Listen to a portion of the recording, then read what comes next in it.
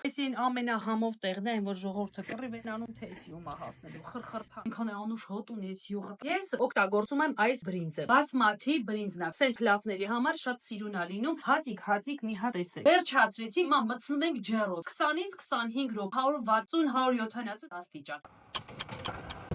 Ուտելիքներս արդեն պատրաստ է, հիմա գցում ենք զատիկի սեղանը։ Հրում ենք տարազով սփռոցը։ Տեսեք իմ տիկնիկը, իմ սեղանի զարդն է լինելու այսօրվա։ Ավիճ ափսեները մեր հայկականն է։ Սառը թանի բաժակ, գինո էլ ունե։ Էս էլ գինուս բաժակները։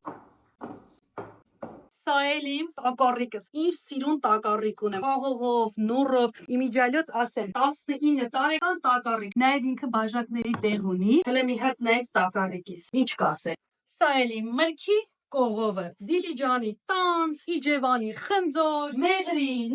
ով կա Դիլիջանից, Տավուշից, ասեք, այս խնձորը այնքան կարմրաթույր է, փոքր է, բայց շատ քաղցր է, Տավուշի ժողովուրդը գիտեն։ Անցանք հյութերին, ես այս սրանք խմողը չեմ, իմը ծիրանի սոկն է, իսկական սրտի դեղ, խիտ մի քիչ ջրով բացել եմ, հայկական ջերմուկ, այս երեխեքի համար բնական սոկ, այս մի օրը բացառություն արեցինք, ոչինչ թոկոլա խմել։ Հերթը հասավ իմ կանաչու սեղանի զարդն է, մի հատ կողովս տեսեք ինչ սիրուն է։ Այստեղ ունեմ սոխ, սամիտ, կոտեմ, համեմ, առանց դրա զատիկ չի լինում։ Խարխուն, բողկա թե բոլոկի։ Մի հատ կգրեք կոմենտներում,